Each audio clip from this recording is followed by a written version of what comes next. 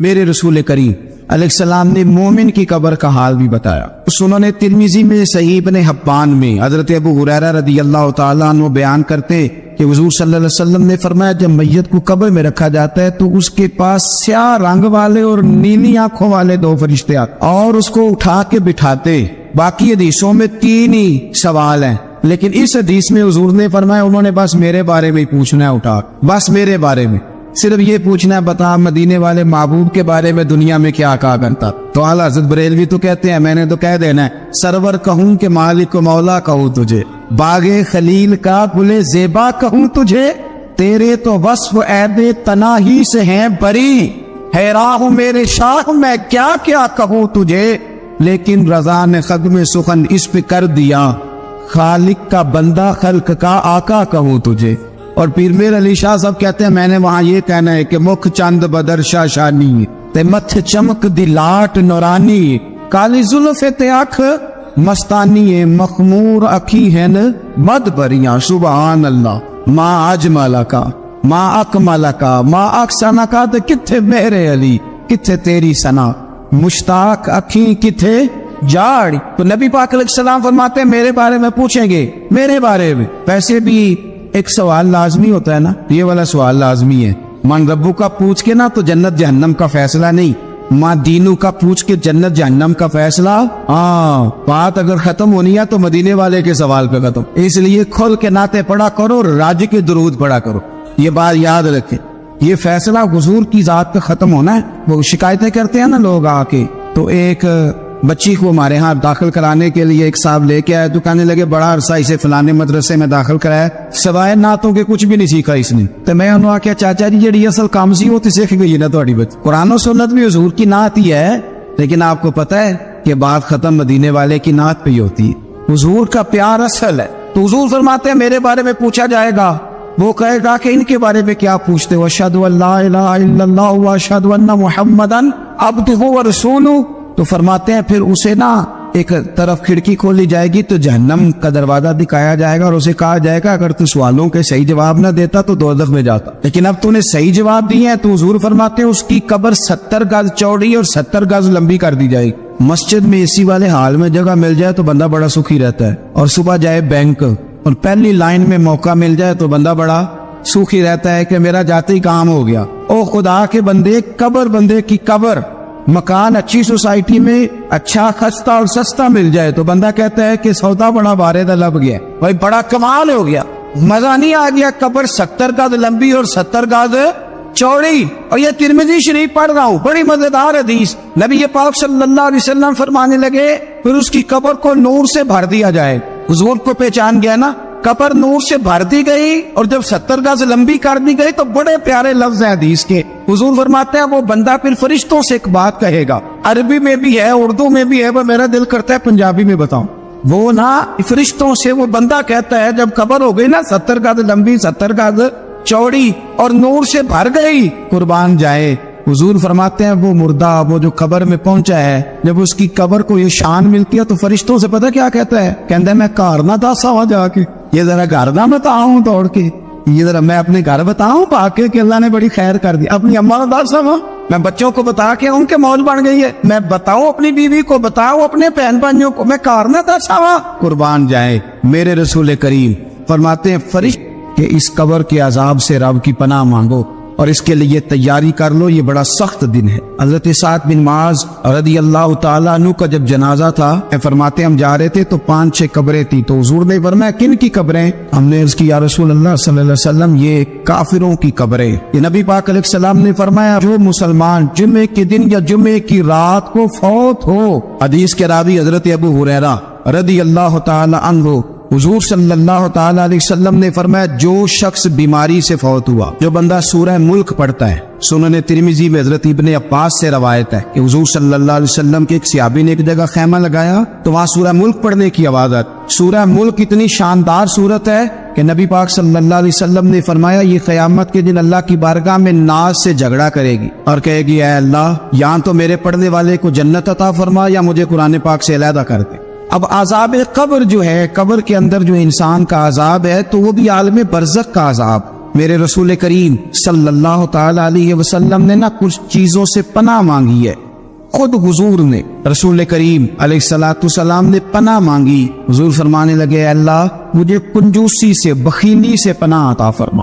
اور حضور نے باقاعدہ پناہ مانگی ہے کہ اے اللہ مجھے ارذل العمر ہونے سے پناہ میں رکھ. جب عمر اتنی زیادہ ہو جائے کہ وجود کے حصے کام کرنا چھوڑ جائے, اس سے پناہ مانگی. اور خود میرے نبی پاک علیہ السلام نے قبر کے عذاب سے پناہ مانگی. یہ تعلیم امت کے لیے کہ تم بھی پناہ مانگو عذاب قبر سے. قبر کا عذاب پر حق ہے. قبر کے لیے تیاری کر کے رکھنا, اپنی قبر کو یاد رکھنا, مر جانے کو یاد رکھنا. حضرت سعد بن معاذ رضی اللہ تعالیٰ عنہ کا جب جنازہ تھا تو صحابہ کرام فرماتے کہ حضور نے نماز جنازہ کی امامت فرمائی تو قبر کے تیار ہونے میں کچھ دیر تھی. تو رسول کریم صلی اللہ علیہ وسلم زمین پر بیٹھ گئے اور ایک لکڑی سے حضور زمین کوریدنے لگے. ہم وہ انتظار تھے کہ اللہ کے رسول صلی اللہ علیہ وسلم سر مبارک اٹھائیں, ہمیں کو نصیحت کرے. فرماتے حضور نے سر اقدس اٹھایا تو حضور کی آنکھوں میں آنسو تھے اور رو کے حضور فرمانے لگے, رو کے کہ اس قبر کے عذاب سے رب کی پناہ مانگو اور اس کے لیے تیاری کر لو, یہ بڑا سخت دن ہے.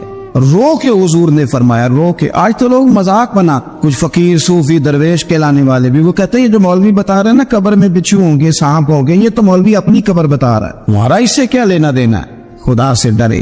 وہ چیزیں جو احادیث مبارکہ میں آ گئی جس سے نبی پاک نے ہمیں ڈرایا, ہمیں سمجھایا, آپ اس تنبیہ کو, اس نصیحت کو آپ اس رنگ میں لیں گے کہ مذاق بنایا جائے گا دین کا, بجائے اس کے کہ اس سے ڈرا جائے. حضرت سیدنا براء بن عازب رضی اللہ تعالیٰ عنہ ارشاد فرماتے کہ میں نے نبی پاک صلی اللہ تعالیٰ علیہ وآلہ وسلم سے خود اس بات کو سنا ہے. خود رسول کریم صلی اللہ علیہ وسلم نے فرمایا. حضرت زید بن ثابت رضی اللہ تعالیٰ عنہ بھی اس بات کے راوی ہیں. فرماتے ہم جا رہے تھے تو 5-6 قبریں تھی تو حضور نے فرمایا کن کی قبریں؟ ہم نے عرض کی یا رسول اللہ صلی اللہ علیہ وسلم یہ کافروں کی قبریں. یہ صحیح مسلم میں حدیث موجود ہے, کفار کی قبریں. تو اللہ کے رسول صلی اللہ علیہ وسلم فرمانے لگے, ذرا حدیث کے لفظوں پہ غور کرنا. حضور فرمانے لگے اگر مجھے ڈر نہ ہوتا کہ تم اپنے مردوں کو دفن کرنا چھوڑ دو گے, اگر مجھے اس بات کا ڈر نہ ہوتا کہ تم اپنے لوگوں کو, مرنے والوں کو قبروں میں دفن کرنا چھوڑ دو گے, اگر یہ مجھے ڈر نہ ہوتا تو میں سناتا کہ قبر کے اندر کس طرح عذاب ہوتا ہے. تمہیں دنیا میں رہ کے میں سناتا, پر ڈر ہے کہ کہیں تم اپنے مرنے والوں کو قبروں میں دفن کرنا چھوڑ ہی نہ دو, اس لیے میں تمہیں یہ بات نہیں بتاتا. اور میرے رسول کریم صلی اللہ تعالی علیہ وآلہ وسلم نے پھر ارشاد فرمایا, اپنے غلاموں کی طرف نظر فرمائی, یہ بات کہہ کے کہ اگر مجھے ڈر نہ ہوتا کہ تم دفن کرنا چھوڑ دو گے تو تمہیں میں سنا دیتا کہ قبر میں کیا عذاب ہوتا ہے. پھر حضور نے صحابہ سے فرمایا چلو بھائی دوزخ کے عذاب سے اللہ کی پناہ مانگ. تو سب کہنے لگے ہم دوزخ کے عذاب سے اللہ کی, صحابہ نے کہا ہم دوزخ کے عذاب سے اللہ کی پناہ مانگتے. پھر نبی پاک صلی اللہ تعالی علیہ وسلم نے ارشاد فرمایا تم سب کہو کہ ہم قبر کے عذاب سے اللہ کی پناہ مانگ. تو صحابہ نے کہا ہم قبر کے عذاب سے اللہ کی پناہ مانگتے ہیں. پھر میرے رسول پاک علیہ الصلوۃ والسلام نے فرمایا تم کہو, سارے یہ کہو کہ ہم ظاہری اور باطنی فتنوں سے اللہ کی پناہ مانگ. تو صحابہ نے کہا کہ ہم ظاہری اور باطنی فتنوں سے اللہ کی پناہ مانگتے ہیں. پھر میرے محبوب علیہ السلام نے فرمایا تم کہو کہ ہم دجال کے فتنے سے اللہ کی پناہ مانگتے. تو صحابہ کرام نے کہا کہ اے اللہ ہم دجال کے فتنے سے تیری پناہ مانگ, تیری پناہ میں آتے. نبی پاک علیہ السلام نے یہ الفاظ کہہ کے یہ بات بتلا کے ہمیں سمجھا دیا, ہمیں قائل فرمایا محبوب نے. یاد رکھنا, اس بات کو اچھی طرح سمجھ لینا کہ اگر مجھے ڈر نہ ہوتا کہ تم اپنے مردوں کو دفن کرنا چھوڑ دو گے تو تمہیں بتلا دیتا کہ قبر میں کتنا سخت عذاب ہوتا ہے. میرے عزیز, کچھ لوگ ایسے ہیں جن سے عذاب قبر ہوگا ہی نہیں. میرے رسول کریم صلی اللہ تعالی علیہ وسلم نے ارشاد فرمایا کہ جو اللہ کے رستے میں شہید ہو گیا, سنن نسائی میں موجود ہے, اسے عذاب قبر نہیں ہوگا, بلکہ ایک حدیث میں تو فرمایا حساب کتاب ہی نہیں ہوگا, اللہ بغیر سوال جواب کی جنت عطا فرما دے. کچھ لوگوں کو نا لوگوں کی بخشش پہ بھی مسئلہ ہی بنتا ہے کہ کوئی بخشا نہ جائے. اور ایک صاحب کہہ رہے تھے جی یہ کیا معاملہ ہے کہ جمعے کو بندہ مر گیا یا فلانا ہو گیا تو اس سے حساب کتاب نہیں ہوگا, اتنے بڑے جرم لوگوں نے اتنے پاپ, اور جمعے کو مر گیا تو بخشا جائے گا. تو میں نے کہا جرموں کا بھی اسے حساب اللہ لے لے گا, لیکن میاں حساب کتاب کی ڈیوٹی نہ اللہ کیا تو بہتر یہ ہے کہ اسی کے ہاتھ میں رہے, تو نہ اپنے ہاتھ میں لینے کی کوشش کر. سنن ترمذی کی حدیث, ہمیں پتہ نہیں کیا مصیبت ہے، ہمیں پتہ نہیں کیا مسئلہ ہے. ایک جنازے سے میں نکلا، آپ یقین کریں کبھی کبھی کلیجہ پھٹ جاتا ہے. میں ایک جنازے سے نکلا تو میرے ساتھ ایک بندہ جنازہ پڑھ کے نکلا تو کہنے لگا جی پیر صاحب دیکھیں آج کتنی دنیا آئی ہے، حالانکہ یہ بندہ اس طرح کا تھا، اس طرح کا تھا، اس طرح کا تھا. میں نے اسے کہا یار تجھے تو فکر ہی لاتی ہے کہیں جنت میں چلا ہی نہ جائے. تو اس طرح کرنا، جنت کے دروازے کے سامنے کھڑے ہو جانا ڈنڈا لے کے کہ میں نے نہیں جانے دینا. شرم آنی چاہیے ہمیں. اللہ فرماتے ہیں جنت اتنی چوڑی ہے جتنے زمین و آسمان ہے، اس کی چوڑائی زمین اور آسمان کے برابر ہے. تو ہم تو اپنے علاوہ کسی کو جانے نہیں دینا چاہتے جنت. اور بس کرے، جنت خدا کا فضل ہے، اور اللہ فرماتے ہیں میرا فضل میں جسے چاہتا ہوں عطا کرتا ہوں. یہ سنن ترمذی کی حدیث، اور اس کے راوی حضرت عبداللہ ابن عمر رضی اللہ تعالیٰ عنہ. نبی پاک علیہ السلام نے فرمایا جو مسلمان جمعے کے دن یا جمعے کی رات کو فوت ہو اس کو اللہ تعالیٰ قبر کی آزمائش سے محفوظ رکھتا ہے. جو جمعے کی رات فوت ہو جائے یا جمعے والے، یعنی جمعے رات اور جمعے کی درمیانی رات چلا جائے یا جمعے والے، تو اللہ اسے عذاب قبر سے. تو میرے عزیز، جو بندہ شہید ہو اس سے عذاب قبر نہیں ہوتا. جو آدمی جمعے کے دن یا جمعے کی رات چلا جائے اسے بھی عذاب قبر نہیں ہوتا. اور میرے رسول کریم صلی اللہ تعالی علیہ وسلم نے فرمایا جو بندہ ایک دن اور ایک رات، یہ حدیث صحیح مسلم میں، سنن ترمذی میں، مصنف عبد الرزاق میں موجود ہے، ایک دن اور ایک رات اللہ کی رضا کے لیے اسلامی سرحد پہ پہرا دے. میں اور آپ سوئے ہوئے ہیں، لیکن وہ لوگ جو فوجی بارڈروں پہ کھڑے، دیکھو مدینے والے محبوب کس کس پہ کرم فرماتے. ساری عمر نہیں، 24-25 سال کی سروس نہیں، فرمایا ایک دن اور ایک رات اللہ کی رضا کے لیے جو اسلامی سرحد پر پہرا دے، مسلمانوں کو کافروں سے بچائے، رب اسے عذاب قبر نہیں دے گا، اسے اللہ تعالیٰ اپنے فضل سے معاف فرما دے. ایک رات اور ایک، آپ کیا سمجھتے ہیں کہ ان فوجیوں کی کوئی چھوٹی شان ہے؟ ان کا کوئی چھوٹا مرتبہ ہے؟ ایک دن اور ایک رات اگر یہ پہرا دیں تو اللہ انہیں اتنا انعام عطا کرتا ہے. اسی طرح سن لو، یہ ذرا غور سے سننا، ابن ماجہ کی حدیث، اور اس کے علاوہ مسند ابو یعلا میں موجود حدیث کے راوی حضرت ابو ہریرہ رضی اللہ تعالی عنہ، حضور صلی اللہ تعالی علیہ وسلم نے فرمایا جو شخص بیماری سے فوت ہوا، قربان جاؤں میرے محبوب نے بیماری کا نام ہی نہیں لیا، فرمایا کوئی بھی بیماری ہو، فرمایا جو آدمی بیماری سے فوت ہوا اللہ اسے شہادت کی موت عطا فرمائے گا، اور وہ عذاب قبر سے اور قبر کے امتحان سے بھی محفوظ رہے گا. اور حضور فرماتے ہیں اس کو صبح اور شام جنت کے باغوں میں سے رزق دیا جائے. جو کسی بھی بیماری سے مرا، یہ لوگ بیماری سے مر رہے ہیں تو لوگوں نے اچھوت سمجھ رہے ہیں. اچھوت، یہ اچھوت نہیں ہے، اس لیے کہ لوارث نہیں، یہ خدا رسول کے ماننے والے ہیں. تم انہیں اچھوت کہہ رہے ہو اور مدینے والے رسول انہیں شہید فرما رہے ہیں. حضور نے فرمایا جو بیماری سے مرے شہید ہے، وہ قبر کی عذاب سے محفوظ رہے گا اور جنت کے باغوں میں سے اللہ رزق دے گا. لوگ کہتے ہیں دیکھو جی بڑا تانگ ہو کے دنیا سے گیا ہے، تو اس بندے کو بھی عذاب قبر نہیں ہوتا. اسی طرح جو بندہ سورہ ملک پڑھتا ہے، سنن ترمذی میں حضرت ابن عباس سے روایت ہے کہ حضور صلی اللہ علیہ وسلم کے ایک صحابی نے ایک جگہ خیمہ لگایا تو وہاں سورہ ملک پڑھنے کی آواز آتی، کوئی بندہ پڑھنے والا نظر نہیں آتا تھا. جب حضور کی بارگاہ میں عرض کیا تو فرمایا وہاں قبر تھی اور قبر کے اندر بیٹھ کے میرا صحابی سورہ ملک کی تلاوت کر رہا. اگر ہمیں خسرہ نمبر یاد ہو جاتا ہے نا اپنی جگہ کا، اور ہمیں پتا ہوتا ہے کہ میرے والا حصہ کتنے کروڑ کا ہے، اگر ساری کہانیاں ہمیں یاد ہوتی ہیں تو سورہ ملک بھی ہمیں یاد ہو سکتی ہے. موبائل پہ اس کو ریکارڈ کر لے، پھر اس کو سنے کبھی بھی سورہ ملک میں. اور ہمارے سلسلہ عالیہ میں تو سورہ ملک وظیفہ ہے. ہمارے الوظیفۃ الکریمہ میں اعلیٰ حضرت نے لکھا ہے کہ رات کو سورہ ملک اور سورہ یاسین کے بغیر سونا نہیں. سورہ ملک اتنی شاندار سورت ہے کہ نبی پاک صلی اللہ علیہ وسلم نے فرمایا یہ قیامت کے دن اللہ کی بارگاہ میں ناز سے جھگڑا کرے گی اور کہے گی اے اللہ یا تو میرے پڑھنے والے کو جنت عطا فرما یا مجھے قرآن پاک سے علیحدہ کر دے. اے ایمان والو، بہت سارے گمانوں سے، بہت سارے خیالوں سے بچو. فرمایا بعض گمان بھی، بعض خیال بھی گناہ ہیں. کیسے بچے؟ فرمایا ولا تجسسوا، یہ جاسوسی چھوڑ دو، یہ کسی کی باتوں، چھپی ہوئی باتوں کو تلاش کرنا چھوڑ دو. اس سے تم گمانوں سے بچو گے، وسوسوں سے بچو گے، خیالات سے بچو گے. نفسیاتی طور پر جو لوگ پاک صاف ہوتے ہیں نا ان کی زندگی مطمئن ہوتی ہے. بہت زیادہ مال، دولت، وجاہت، شہرت کے باوجود جو لوگ نفسیاتی طور پر کسی میل کچیل کا شکار ہوتے ہیں، ذہنی طور پر، وہ ساری صلاحیتوں کے باوجود بھی کمزور، بے چین اور بے سکون رہ جاتے ہیں. زندگی میں گمان، سوچ، اپنی نفسیات کو ہمیشہ اچھا رکھیں.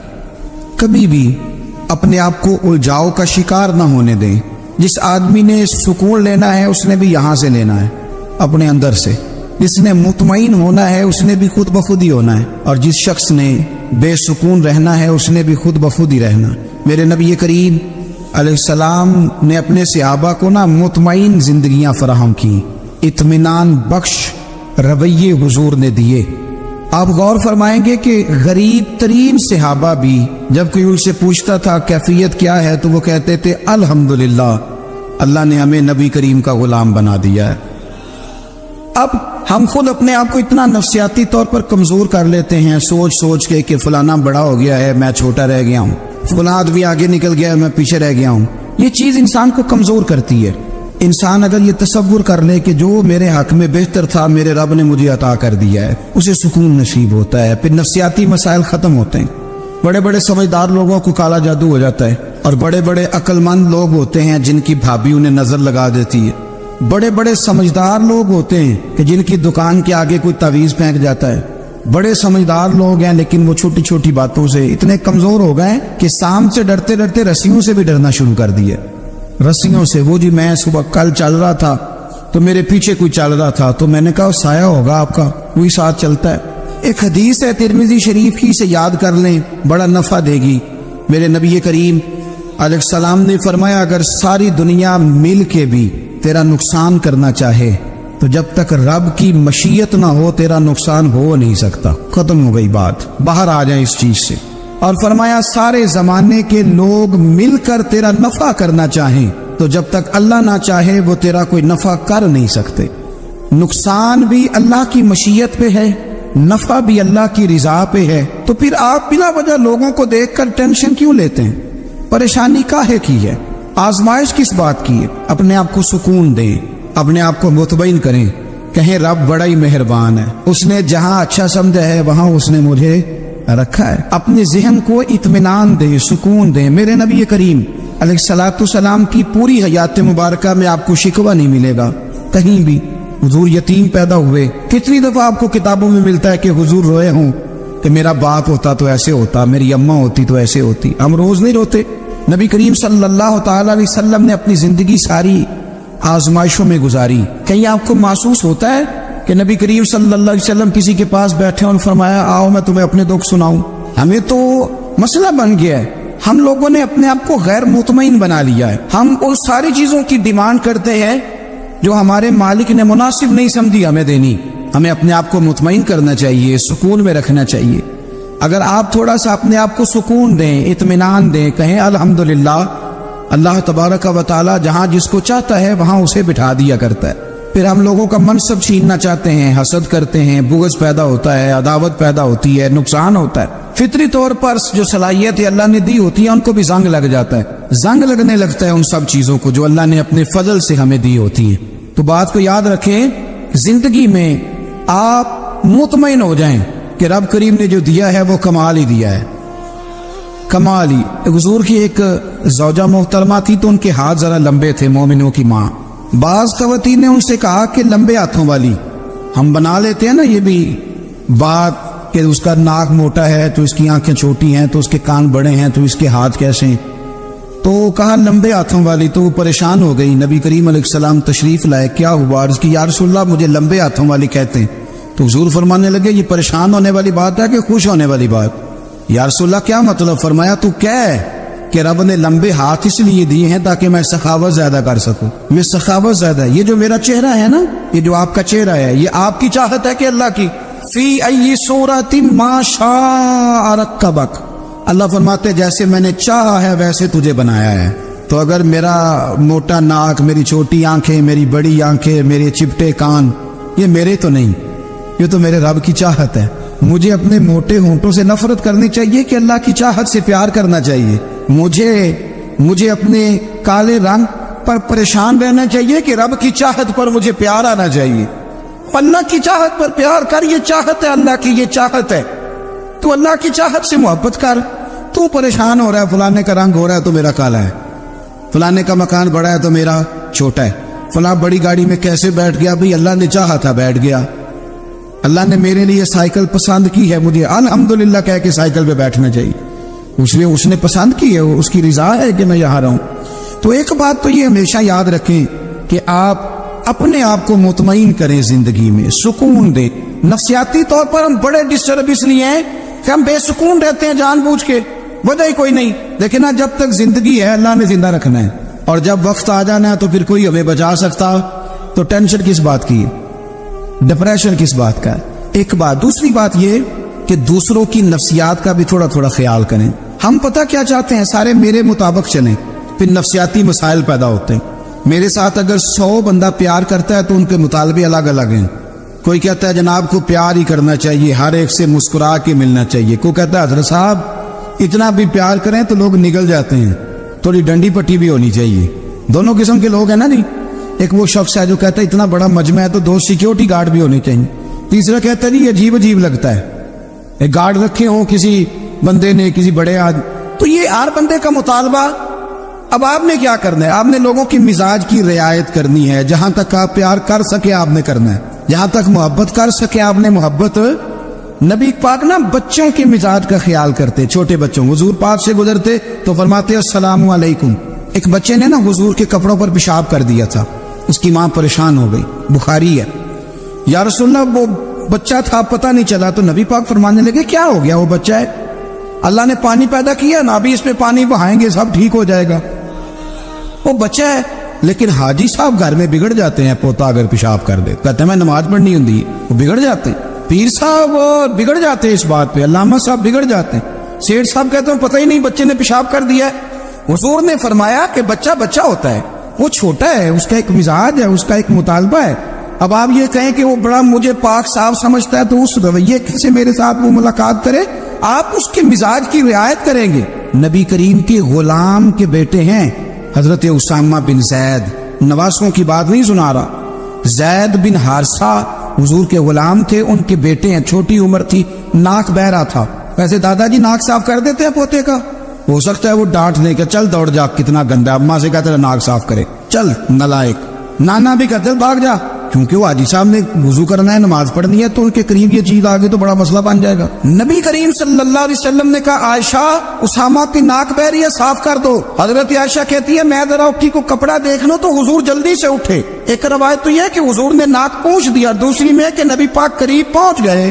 جناب عائشہ کہتے میں نے ہاتھ پکڑ لیا, میں نے کہا حضور کپڑا لینے گئی تھی, آ گئی نہیں. کہتے میں نے اپنے ہاتھوں سے ان کی ناک صاف کر دی, ریٹ صاف کر دیا.